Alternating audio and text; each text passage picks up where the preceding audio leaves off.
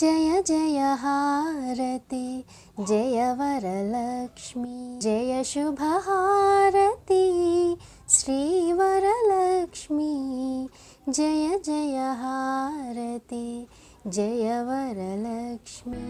అందరికీ వరలక్ష్మి వ్రత శుభాకాంక్షలు. అమ్మవారికి మనం ఎన్నో రకాల నైవేద్యాలు పెడుతూ ఉంటాం. వరలక్ష్మి వ్రత సందర్భంగా ఈరోజు వీడియోలో ఒక టేస్టీ అండ్ సింపుల్ నైవేద్యం రెసిపీని చూపించబోతున్నాను. ఇది ఏ పండుగలో అయినా ఏ వ్రతంలో అయినా నైవేద్యంగా పెట్టచ్చు. టేస్టీయే కాదు, హెల్దీ కూడా. గోధుమ రవ్వ ఇంకా బెల్లంతో చేసే ఈ నైవేద్యం చాలా త్వరగా ప్రిపేర్ చేసుకోవచ్చు. మరి టేస్టీ నైవేద్యాన్ని ఎలా తయారు చేయాలో చూపించబోతున్నానో చూసేయండి.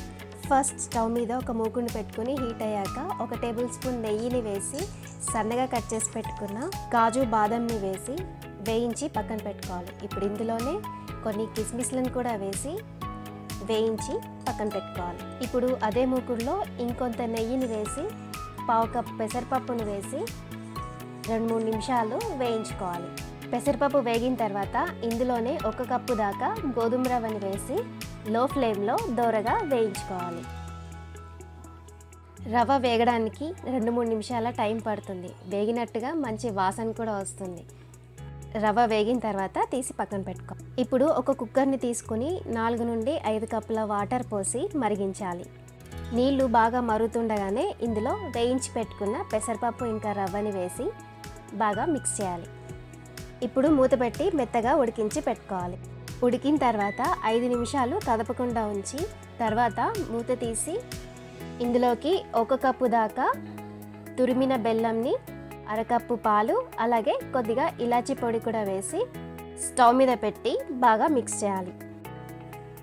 బెల్లం కరిగేంత వరకు కలుపుతూనే ఉండాలి, లేదంటే అడుగు బాగాన మాడిపోతుంది. కన్సిస్టెన్సీని చెక్ చేస్తూ వేడి నీళ్ళని కానీ వేడి పాలను కానీ వేస్తూ మిక్స్ చేయాలి. బెల్లం పూర్తిగా కరిగిపోయిన తర్వాత ఒక బౌల్లోకి తీసుకోవాలి. చివరగా వేయించి పెట్టుకున్న డ్రై ఫ్రూట్స్ని కూడా వేసి బాగా మిక్స్ చేయాలి.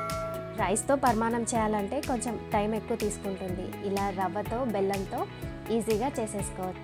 చూసారు కదా ఎంత క్విక్గా అయిపోయిందో. డెఫినెట్గా మీరు ట్రై చేయండి. ఈ వీడియో మీకు నచ్చింది కదా, అయితే లైక్ చేయండి, షేర్ చేయండి. మరికొన్ని టేస్టీ అండ్ క్విక్ రెసిపీస్ కోసం తప్పకుండా మా ఛానల్ని సబ్స్క్రైబ్ చేసుకోండి.